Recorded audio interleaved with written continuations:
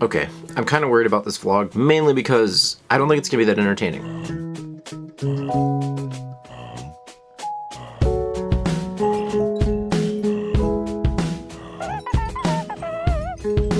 I didn't go anywhere, I didn't film very much, and basically I just wanted to talk to you guys. Because for the last 6 months, I've been trying to not whore myself out, that's not right, but basically I've been trying to get hired.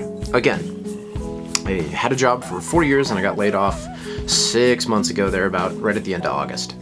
And ever since then, I've been doing this stuff, which is amazingly fun, but there's also this fact that I have bills that I need to pay.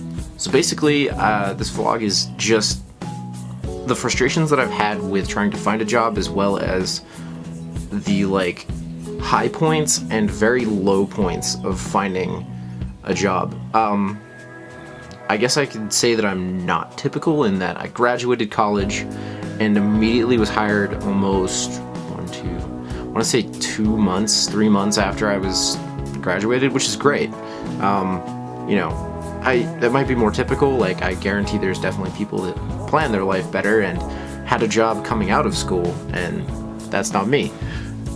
Anyway, had that job for 4 years, got laid off, and ever since then, immediately after I got laid off, I redid my entire resume. I drafted different variants of cover letters, and since then I've redrafted those cover letters. I've changed my resume. I think we're on iteration number 6 or 7. It's kind of crazy, but all of this just to try and get interviews, of which, for all the jobs I've applied, which I can't even list at this point, I've had 3 interviews. 4 if you count the same company twice, but we're just gonna go with 3. Companies are never good at giving you feedback. So you never know why they didn't pick you, you just know that they didn't pick you. And they'll give you a reason, but it'll often be very generic and it's meant to be non-insulting.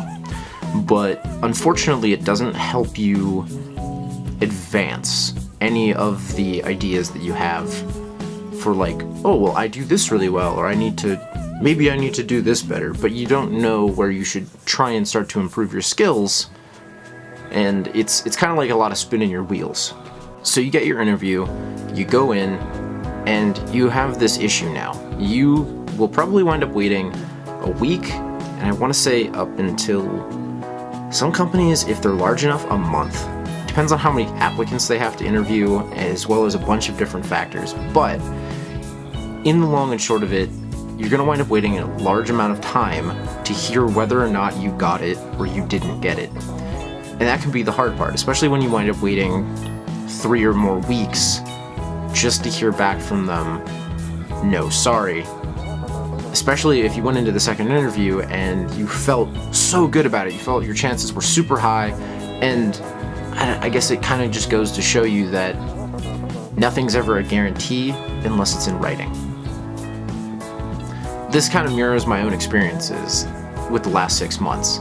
This last week in particular, I was just waiting to hear back from the last company I interviewed with. I felt really good, my chances were very high to get in, and they wound up messaging me back 3 weeks later saying they went with another candidate for a very generic reason, and I don't feel like quoting it because it won't make any difference.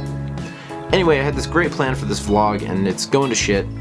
But basically I was going to do a little voiceover work, and yeah, maybe it would become this little movie about trying to get hired. I don't know. Anyway, I'll cut in some of the footage and you guys can look at it. I'm not giving up.